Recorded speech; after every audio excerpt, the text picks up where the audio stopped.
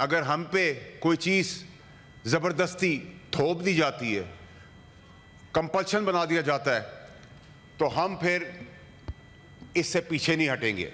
हम जंग नहीं चाहते, हम पीसफुल मुल्क हैं, लेकिन अगर जंग हुई तो मैं बताना चाहता हूं कि पूरा पाकिस्तान अपनी फ़ौज के पीछे खड़ा हुआ है और हम फिर इंडिया को बताएंगे कि हम कहां से घुसेंगे और कहां फटेंगे, उनको ये भी नहीं पता चलेगा। नंबर 1। नंबर 2 ये है कि जो पानी की उन्होंने धमकी हमें लगाई है, इत्तफाक से मैं वज़ीर रह चुका हूं पानी का, तो ये कोई नलका तो है नहीं कि पानी को डाइवर्ट कर देंगे, और ट्रीटी जो है वो 2 मुल्कों ने साइन की है, वन साइडेड हो नहीं सकता।